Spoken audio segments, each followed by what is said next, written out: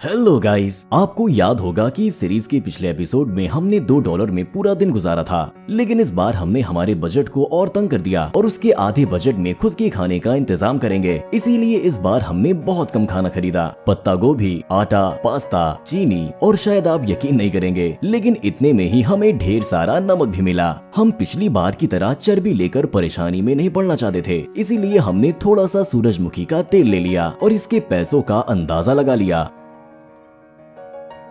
साथ ही हमने थोड़ी सी चाय, 4 आलू, 2 अंडे, प्याज और ये कम दाम वाली फलों की बास्केट वाला सेब भी खरीद लिया। खैर, आपको बता दें कि कुछ ऐसी सुपरमार्केट होती हैं जहां ऐसे फलों की बास्केट मिलती है जो लगभग खराब हो जाते हैं और इसीलिए वो सस्ते बिकते हैं। इसके अलावा हमने एक छोटा चुकंदर और कसाई की दुकान से कुछ हड्डियां ली। मांस काटने के बाद जो हड्डियां बच जाती हैं वो उन्हें सूप बनाने के लिए अलग से बेचते हैं। 1 किलोग्राम की कीमत सिर्फ 39 सेंट है।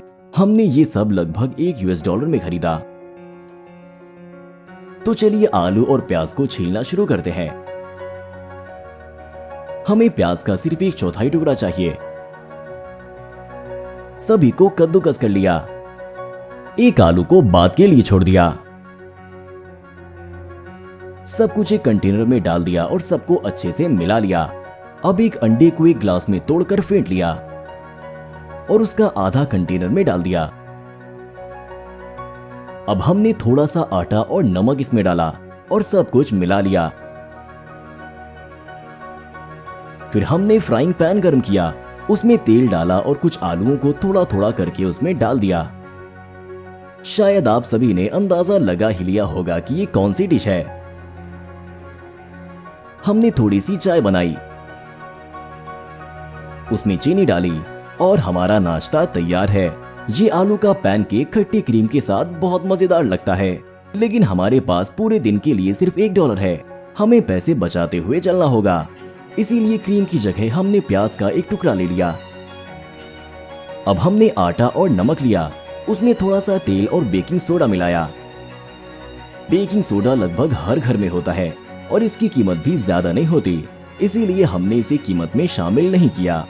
हमने इसमें थोड़ा पानी डाला और सारी चीजों को तब तक मिलाया जब तक कि हमने आटे को अच्छे से गूंद नहीं लिया, जिस पर थोड़ी मेहनत करने पर हमने आटे की लोई तैयार कर ली।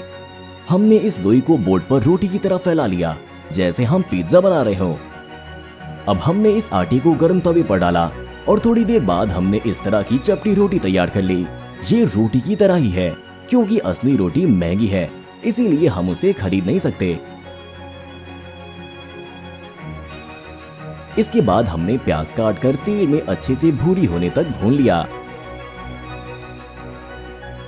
फिर हमने चुकंदर उबाल लिया।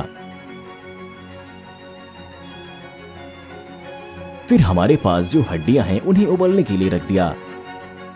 इस बीच हमने बचे हुए आलू को छोटे टुकड़ों में काट लिया। चुकंदर को छीलकर कद्दूकस कर लिया। हमने पत्ता गोभी लिया और उसे गोल काट लिया। बीच के 2 छल्लों को हमने अलग रख दिया और बाकी को बारीक काट लिया। जब मांस उबल गया तो उसमें से हमने 2 हड्डियों को अलग निकाल लिया। वैसे हम पहले ही मांस में नमक मिला चुके हैं, इसीलिए हमने इसमें सिर्फ आलू और पत्ता गोभी डाल दिया। 10 मिनट तक इसे पकाने के बाद हमने इसमें कद्दूकस किया हुआ चुकंदर डाल दिया। उसके बाद तला हुआ आधा प्याज डाला।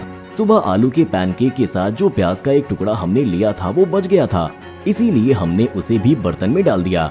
इसमें से अभी से ही अच्छी खुशबू निकलने लगी।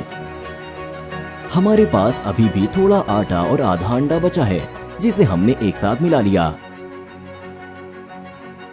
जो पत्ता गोभी के छल्ले हमने पहले बचाए थे उन्हें हमने बेकिंग ट्रे पर रखा और उनके ऊपर अंडे और आटे वाला मिक्सचर डाला। नमक डालना ना भूलें। हमने ओवन ऑन किया और इसे अंदर रख दिया और पत्ता गोभी के हल्के भूरे होने पर निकाल लिया।